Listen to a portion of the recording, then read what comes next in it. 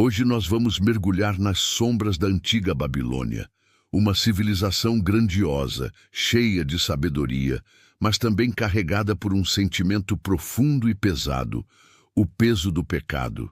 Entre templos dourados e rios sagrados, os babilônios acreditavam que o erro humano não era apenas uma falha, era uma mancha espiritual, algo que ameaçava o equilíbrio do cosmos. Vamos descobrir como eles entendiam o bem e o mal, o castigo e a culpa, e como essa forma antiga de pensar ainda respinga na nossa própria consciência moderna. Então, se você gosta de explorar o passado e entender como ele molda quem somos hoje, já deixa o like, se inscreve no canal e vamos começar essa história. Na antiga Babilônia, o mundo era visto como um imenso palco sagrado, onde tudo existia por vontade dos deuses. O rio que fertilizava as terras, o sol que aquecia as plantações, o sopro do vento, até o silêncio das estrelas. Tudo era expressão de um equilíbrio cósmico que os babilônios chamavam de Me, a ordem que mantinha o universo funcionando. Essa ordem, porém, era frágil. Bastava um gesto humano errado, uma palavra descuidada, uma ação que ferisse o código divino para que o fio que sustentava o mundo começasse a se romper. O pecado, nessa visão, não era apenas um erro moral, era uma ameaça à própria estrutura da existência. O babilônio não se via como senhor de seu destino, mas como parte de uma engrenagem divina. O bem e o mal não eram conceitos abstratos, eram forças concretas que moldavam a realidade. Fazer o bem era cooperar com os deuses, garantir que o cosmos seguisse seu curso. Cometer o mal era introduzir o caos, convidar o sofrimento e abrir as portas para a desordem. Não havia espaço para neutralidade.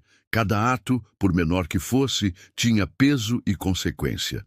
Essa visão criava uma relação intensa entre o homem e o sagrado, uma mistura de reverência e medo que dominava a vida cotidiana. A religião babilônica não se limitava ao templo, ela estava entranhada em tudo.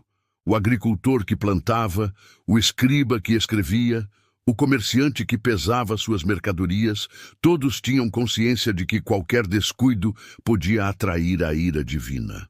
Um contrato mal formulado, uma promessa não cumprida, um juramento falso, tudo podia ser visto como uma violação cósmica. O pecado não era apenas uma questão pessoal, ele contaminava a comunidade. Se alguém desrespeitasse os deuses, toda a cidade poderia ser punida com pragas, enchentes ou secas. O erro de um tornava-se a desgraça de todos. Por isso, os babilônios viviam em constante busca por equilíbrio. O templo era o coração espiritual e moral da cidade, o ponto onde o humano e o divino se encontravam. Ali, sacerdotes realizavam rituais meticulosos para garantir que as forças do universo permanecessem em harmonia. Cada oferenda, cada cântico, cada gesto seguia uma sequência sagrada. Um pequeno erro durante o ritual podia ter consequências graves. Era preciso precisão, pureza e submissão. Os deuses não perdoavam o descuido. A culpa, portanto, não era apenas um sentimento íntimo, mas uma realidade social. Quando a colheita fracassava ou uma epidemia se espalhava, acreditava-se que alguém, talvez um governante, um sacerdote ou um simples cidadão, havia cometido uma falta. Era um universo moral onde nada acontecia por acaso. O infortúnio era sempre interpretado como resposta divina a um desequilíbrio moral. Assim, o povo vivia entre a devoção e o medo, tentando ler nas sombras dos acontecimentos os sinais da aprovação ou da ira dos deuses. As oferendas eram a linguagem com que os humanos pediam perdão. Podiam ser simples alimentos, perfumes, ouro ou até mesmo sacrifícios de animais. O importante era mostrar submissão e arrependimento. Quando o pecado era grande, o ritual se tornava grandioso. Fogueiras, hinos e procissões tentavam restaurar a harmonia rompida. O templo era o espaço onde o invisível se manifestava. Cada fumaça de incenso que subia era um pedido de reconciliação, uma tentativa de limpar o peso da culpa que o povo sentia pairar sobre si. Essa relação constante de medo e esperança moldava toda a moral babilônica. Não se tratava de amar os deuses, mas de apaziguá-los. Eles eram poderosos, distantes e sensíveis à ofensa. O fiel babilônio vivia sob o olhar de divindades que julgavam não apenas suas ações, mas também seus pensamentos e intenções. Por isso, a obediência era mais do que dever, era sobrevivência. Cada regra respeitada, cada prece pronunciada, cada oferenda entregue era uma tentativa de manter o mundo inteiro em pé. No fundo, o pecado era percebido como uma rachadura na teia invisível que ligava o homem ao cosmos. Quando um indivíduo errava, o desequilíbrio se espalhava como uma onda. E a única forma de conter esse caos era agir rapidamente, buscando o perdão antes que a ira divina se transformasse em destruição. O medo de errar não era apenas religioso, era existencial. Os babilônios acreditavam que o universo podia desabar se a justiça dos deuses fosse desafiada. Mas dentro desse sistema de vigilância divina também havia um consolo. A ideia de que, se o mundo era sustentado pela vontade dos deuses, ainda havia esperança de reconciliação. A culpa podia ser lavada, o pecado podia ser perdoado e a ordem restabelecida. Era essa crença que mantinha o povo unido em torno dos templos, dos rituais e da fé. O peso do pecado podia ser esmagador, mas também dava sentido à existência. Afinal, viver em harmonia com o cosmos era o maior ideal e a maior angústia do coração babilônico. Os deuses babilônicos eram espelhos ampliados da condição humana, grandiosos, poderosos, mas também temperamentais e cheios de caprichos. Eram deuses que podiam criar e destruir, abençoar e amaldiçoar, sorrir para uma cidade hoje e devastá-la amanhã. Viviam cercados de rituais e oferendas, mas não se deixavam domesticar por eles. Essa imprevisibilidade fazia com que o fiel babilônio vivesse num constante estado de vigilância espiritual. A devoção nascia menos do amor e mais do medo. Medo do abandono divino, medo da ira, medo de ser esquecido pelos deuses que sustentavam o cosmos. Em cada aspecto da vida o homem se via observado. Os deuses tinham olhos em todos os lugares, nas águas do Eufrates, nas tempestades que varriam o deserto, nos eclipses que cobriam o céu de presságios. Uma seca não era um fenômeno natural, era um sinal de desagrado. Uma enchente, um aviso. O fiel tentava decifrar o humor dos deuses através dos sinais do mundo, como quem lê uma carta escrita em linguagem misteriosa. Assim, o cotidiano se tornava um campo de interpretação divina, e viver era um exercício de decifrar a vontade do sagrado. Essa incerteza criou uma religiosidade tensa, marcada por respeito e temor. O homem não se sentia filho dos deuses, mas servo deles. O pecado, portanto, não era apenas uma falta, era um ato de desobediência que feria o orgulho divino. O fiel babilônio temia o erro, porque sabia que os deuses eram sensíveis às ofensas e demoravam a perdoar. Mas, ao mesmo tempo, acreditava que o castigo era também uma forma de atenção. Ser punido significava ainda estar sob o olhar divino. O verdadeiro horror era o esquecimento, o silêncio dos deuses. Dentro desse sistema de fé, o rei ocupava uma posição singular. Ele era o elo entre os dois mundos, o humano e o divino. Acreditava-se que sua autoridade vinha dos céus e que seu trono era reflexo do trono dos deuses. Era ele quem representava o povo diante do sagrado, quem realizava os rituais mais importantes, quem pedia perdão pelos pecados coletivos. O rei não era apenas um governante político, era um mediador cósmico.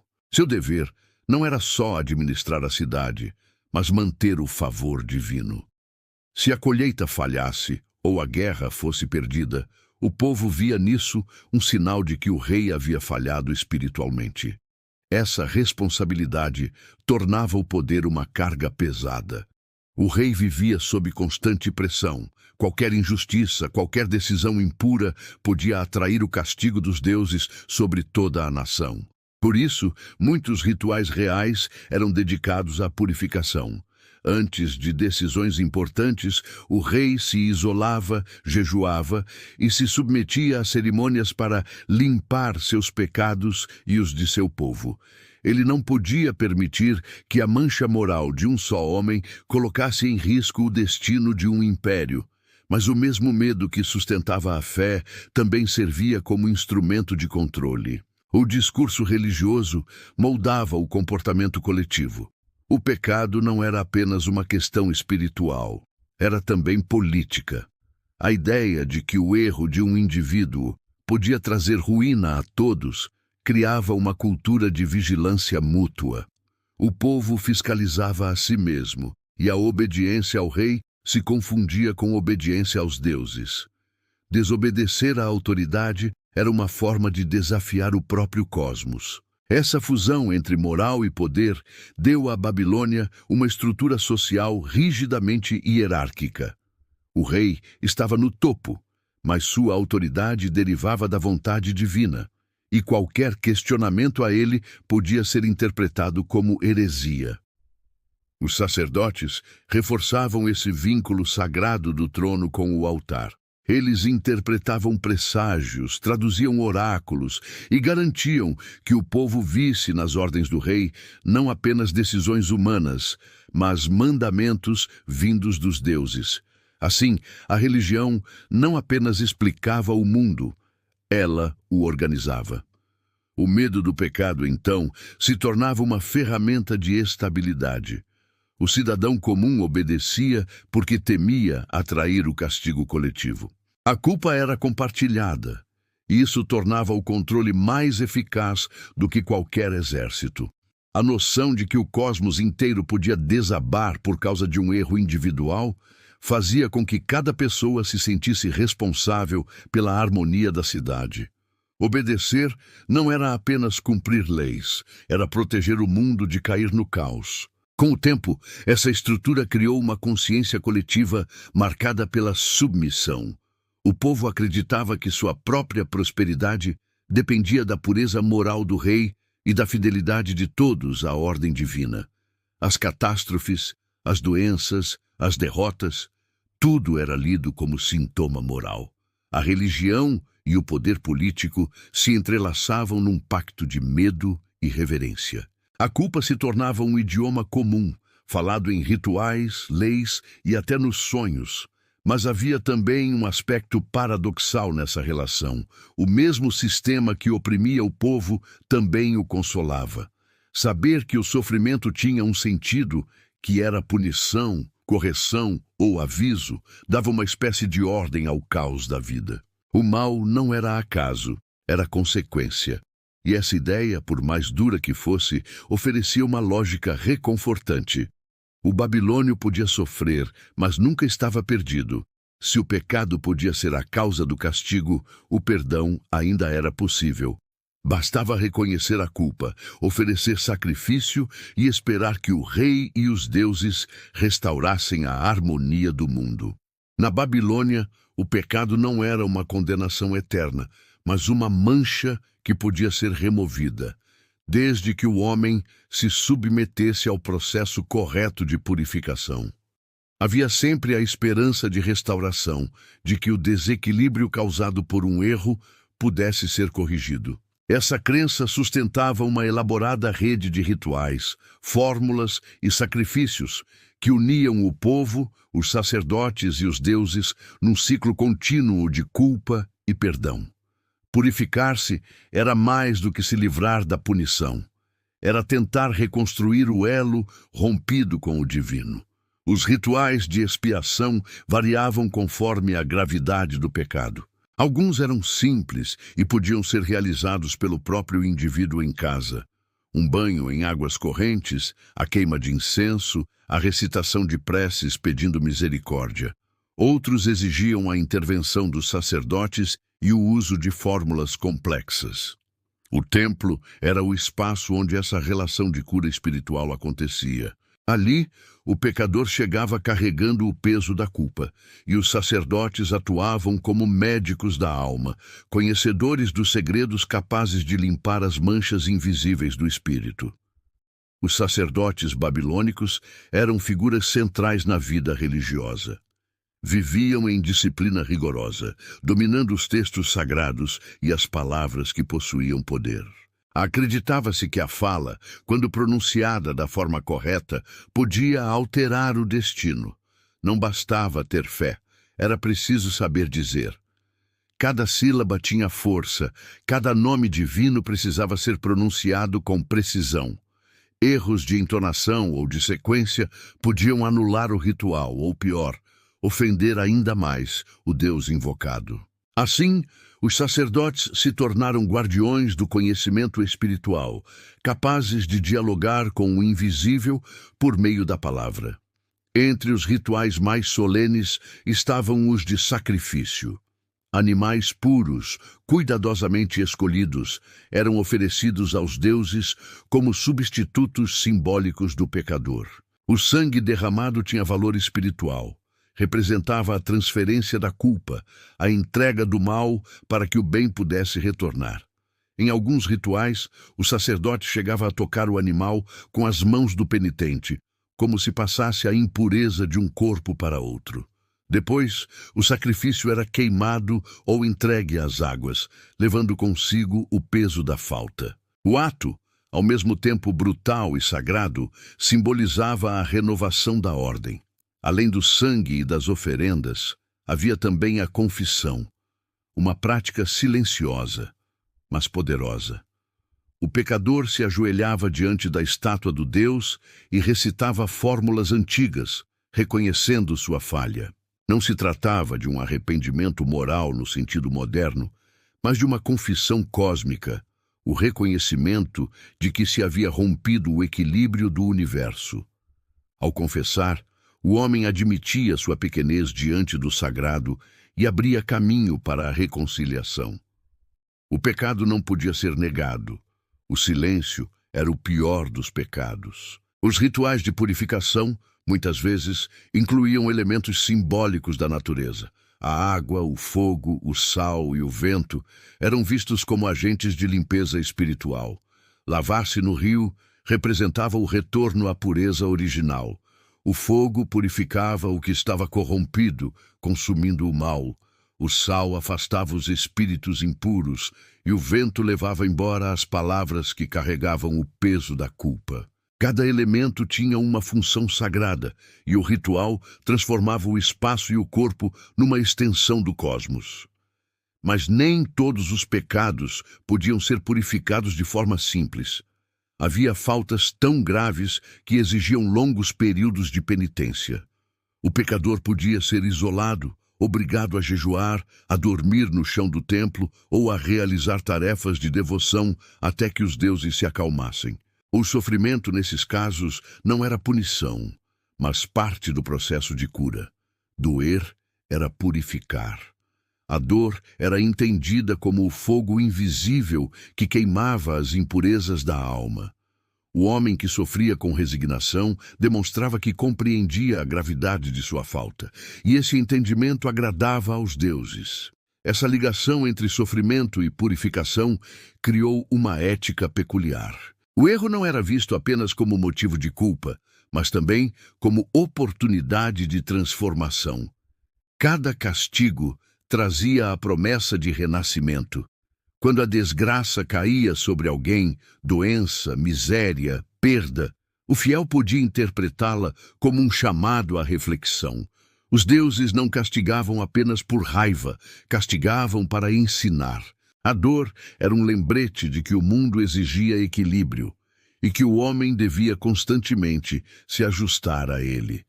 Havia também os rituais coletivos, realizados em tempos de crise, epidemias, secas, guerras.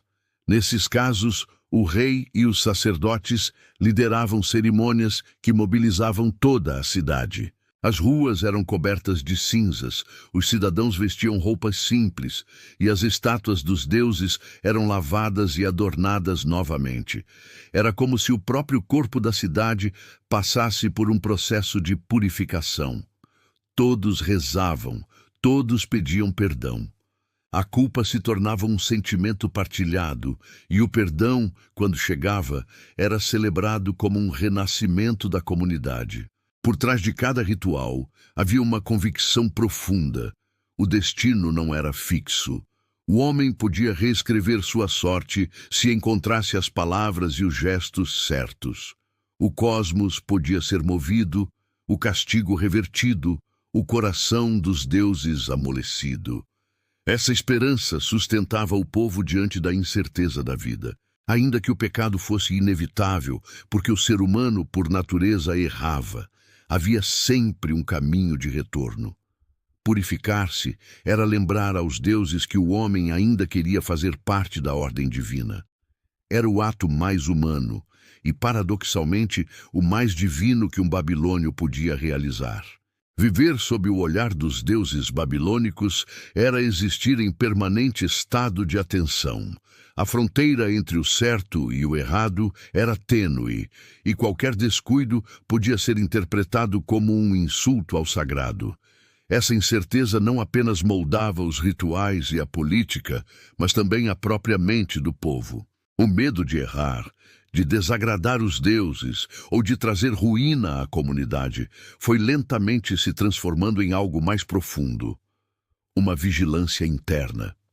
Mesmo quando os sacerdotes estavam longe, o babilônio sentia-se observado, não por olhos humanos, mas por olhos divinos, sempre atentos aos seus pensamentos e intenções. Essa sensação constante de exposição gerava uma consciência pesada, uma espécie de culpa preventiva.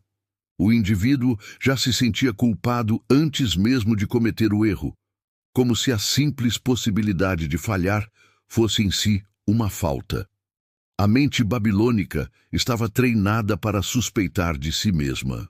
Se algo dava errado, uma doença, uma tempestade, um sonho perturbador, a primeira pergunta que surgia era: o que eu fiz de errado? A culpa antecedia a prova. O sofrimento, em vez de ser questionado, era aceito como sinal de um pecado oculto. Assim, o castigo se tornava o espelho, onde cada um tentava enxergar o seu próprio erro.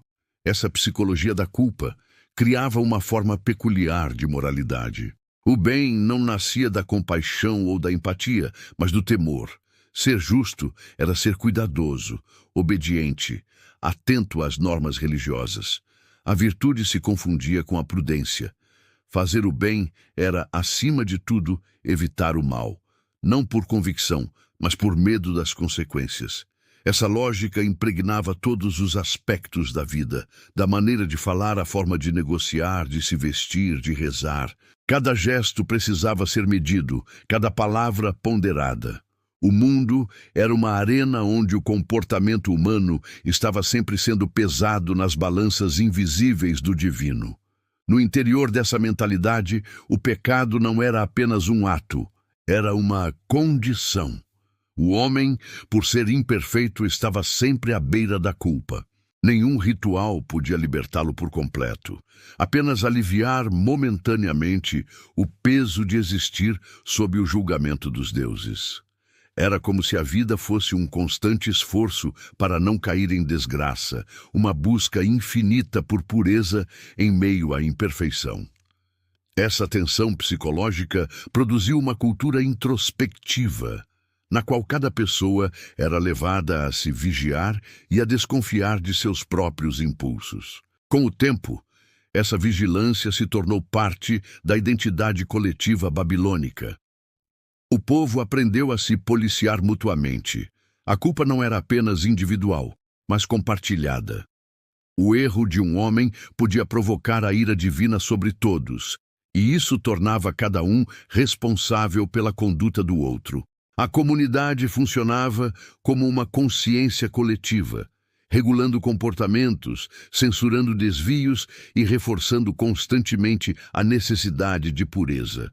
O medo, paradoxalmente, unia as pessoas. Era o cimento invisível que sustentava a moral pública e a ordem social. Essa estrutura mental também gerava uma relação ambígua com o sofrimento. Por um lado, ele era temido como sinal da ira divina. Por outro, era aceito como caminho de expiação. O babilônio via na dor uma espécie de purificação. Sofrer era, de certo modo, uma forma de reconciliação com os deuses. Quem passava por infortúnios podia encontrar consolo na ideia de que estava pagando uma dívida invisível e, com isso, recuperando o equilíbrio cósmico. O sofrimento ganhava um sentido moral. Era a prova de que o homem ainda podia ser corrigido, ainda podia ser redimido. Essa ligação entre culpa e obediência plantou uma semente que germinaria em muitas tradições posteriores.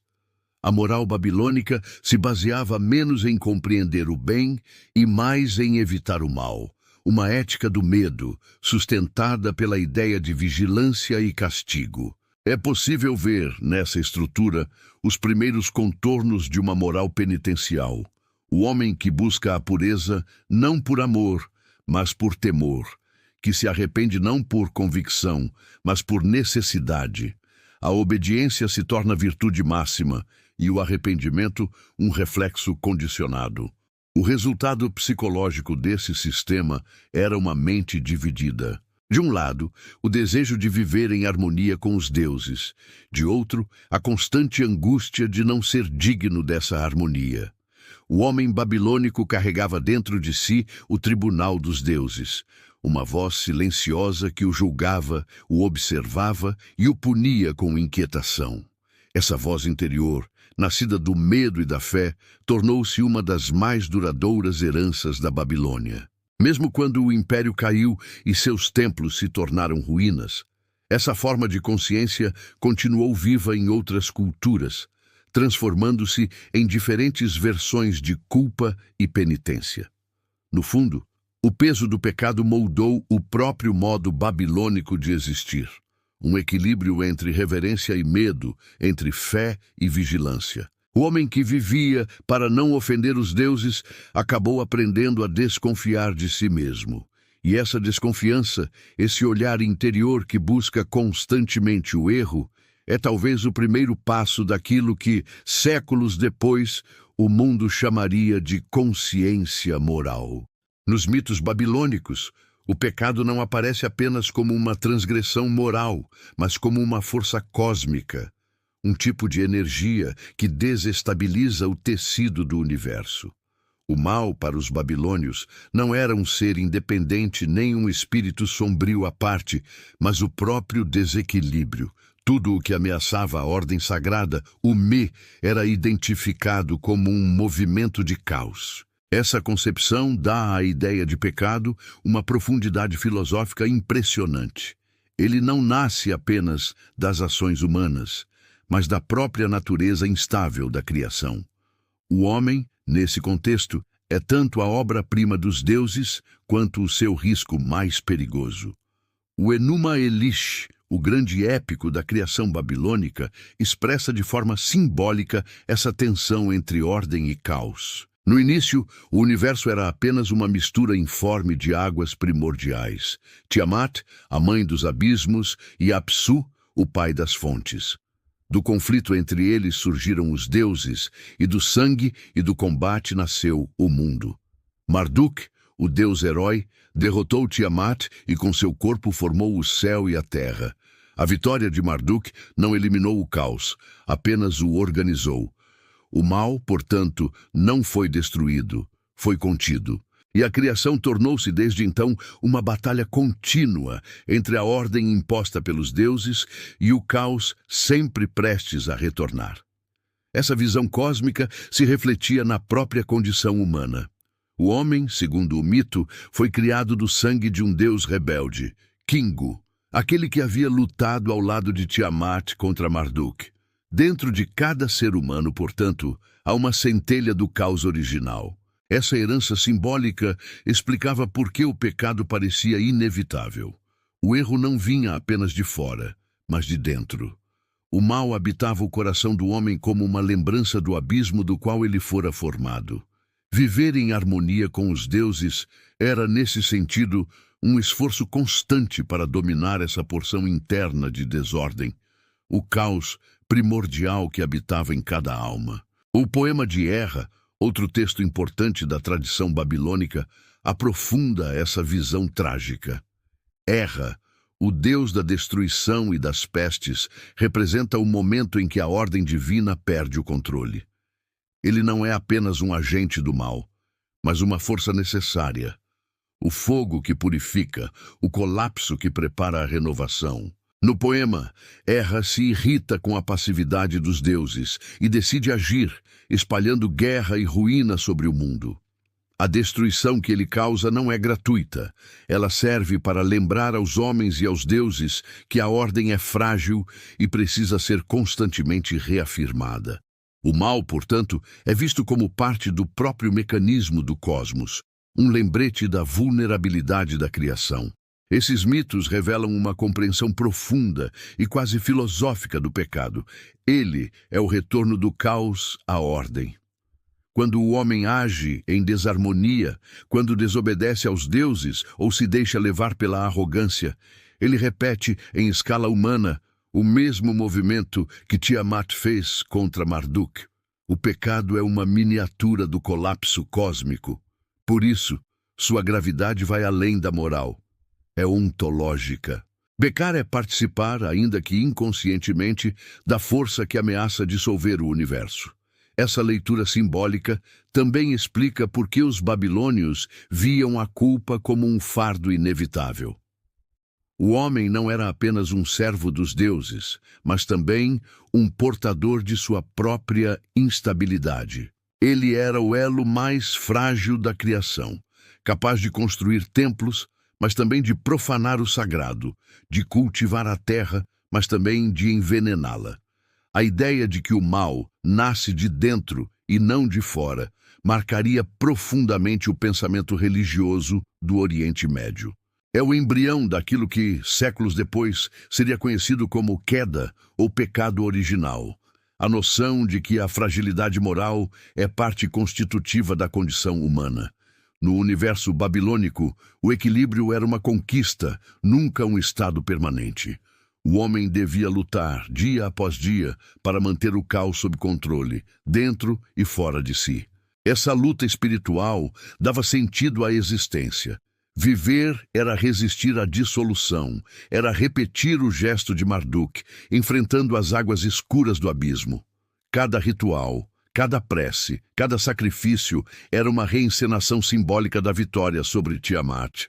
O pecado, quando surgia, era como uma rachadura no escudo da ordem. E a purificação não era apenas perdão, era reconstrução. Essa cosmovisão não se limitava à religião, mas moldava também a filosofia implícita do povo babilônico. A vida era vista como uma tensão entre forças complementares, criação e destruição, luz e sombra, obediência e rebeldia. O mal não podia ser eliminado, porque fazia parte do equilíbrio universal. Ele era o contraponto necessário ao bem, a lembrança de que a ordem divina só existia porque havia o risco de perdê-la. O pecado, portanto, não era apenas o erro, era o preço da liberdade humana. Essa percepção ecoaria em muitas tradições posteriores. A ideia de que o homem carrega dentro de si uma centelha de desobediência atravessou as fronteiras da Mesopotâmia e foi reinterpretada em outras religiões e mitologias. Na tradição hebraica, ela se transformaria na história de Adão e Eva, o casal que, ao desafiar o mandamento divino, trouxe o caos de volta ao mundo. No pensamento grego, reapareceria no mito de Prometeu, o titã que ousou roubar o fogo dos deuses. Em ambos os casos, o tema é o mesmo: a desordem que surge quando o homem tenta ultrapassar os limites do divino. A filosofia implícita na consciência babilônica é, portanto, uma reflexão sobre a fragilidade da criação. O universo, mesmo sustentado pelos deuses, depende do comportamento humano para se manter estável. O pecado não destrói apenas o homem, ameaça o próprio cosmos. E, ao mesmo tempo, é através desse risco que o homem se torna consciente de si, uma criatura capaz de escolher, de errar e, sobretudo, de reconhecer o peso de suas escolhas. O eco da consciência babilônica atravessou os séculos como uma sombra persistente sobre o pensamento humano. Embora os templos da antiga Babilônia tenham sido engolidos pela areia e os nomes de seus deuses se tornassem ruínas sonoras, a maneira como aquele povo compreendia o pecado e a culpa deixou marcas profundas no imaginário do mundo. A ideia de que o mal nasce dentro do homem, e não apenas fora dele, tornou-se uma herança silenciosa que se infiltrou nas religiões, nas leis, na filosofia e até na psicologia moderna. A Babilônia pode ter desaparecido, mas sua forma de enxergar o erro continua viva, disfarçada em novas linguagens. A primeira herdeira direta dessa visão foi a tradição hebraica. Os exilados judeus que viveram na Babilônia absorveram muito mais do que costumes e símbolos. Levaram consigo uma nova forma de pensar a culpa. A noção de que a desobediência humana desorganiza o cosmos, tão central para os babilônios, reaparece na Bíblia como a ideia de pecado contra Deus. Adão e Eva, ao desafiarem o mandamento divino, repetem o gesto de Tiamat e Kingu, trazendo o caos para dentro da criação. O dilúvio de Noé, a Torre de Babel, as pragas do Egito, todos esses relatos carregam o mesmo eco. O erro do homem provoca o colapso da ordem divina, e só pode ser corrigido por meio da purificação. Assim, a culpa deixa de ser apenas um sentimento e se torna o eixo moral da existência. Os persas, por sua vez, herdaram da Babilônia a noção de dualidade moral. No zoroastrismo, a luta entre Ahura Mazda e Angra Mainyu, o bem e o mal, reflete a antiga batalha entre Marduk e Tiamat. O mundo é o campo onde essas forças se enfrentam, e o homem é o espaço dessa disputa. O pecado, então, não é apenas uma falha, é uma escolha de lado. A vigilância interior, herdada do pensamento babilônico, se transforma em disciplina espiritual. Cada ato humano contribui para o triunfo da luz ou das trevas. Essa mesma visão, reinterpretada séculos depois, influenciaria a moral judaico-cristã, o pensamento grego tardio e até a ética islâmica. Os gregos, embora mais racionais, também absorveram a ideia de culpa interior. Na tragédia grega, o herói que desafia o destino, como Édipo ou Prometeu, é punido não apenas por seus atos, mas por ultrapassar limites divinos.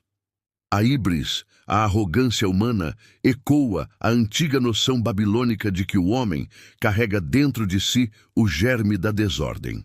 Mesmo em sua busca pela razão e pela medida, o pensamento grego não conseguiu apagar totalmente a sombra dessa herança.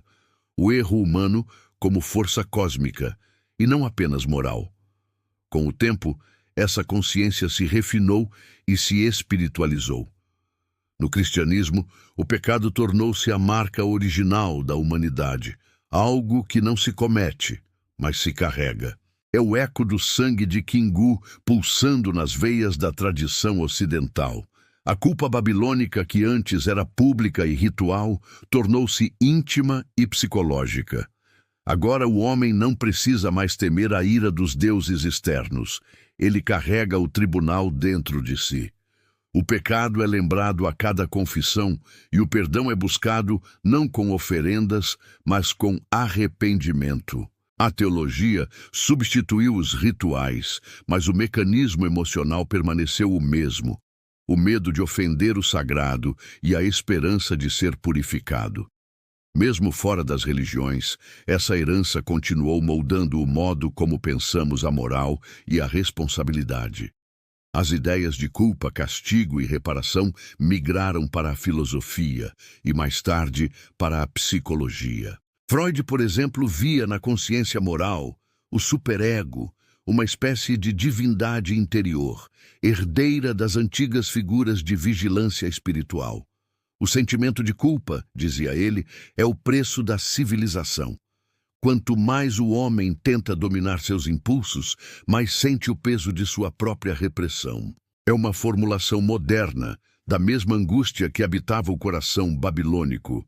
A sensação de que algo dentro de nós precisa ser constantemente controlado para que o mundo não se desfaça. Nas culturas contemporâneas, o medo do pecado se transformou, mas não desapareceu. Já não falamos em deuses irados, mas continuamos a temer o julgamento. O olhar invisível da sociedade, das leis, da moral pública. As redes sociais, por exemplo, recriaram um novo tipo de altar, o espaço onde se busca a aprovação e teme-se a condenação. O erro hoje continua sendo exposto, e a penitência vem em forma de silêncio, exclusão ou arrependimento público. Mudaram os deuses, mas não o sentimento de vigilância. A Babilônia, de algum modo, renasceu em nossos olhos digitais, sempre atentos, sempre julgando. O legado babilônico é, portanto, duplo. De um lado, ele gerou a consciência moral que nos permite refletir sobre o bem e o mal, a responsabilidade e a justiça.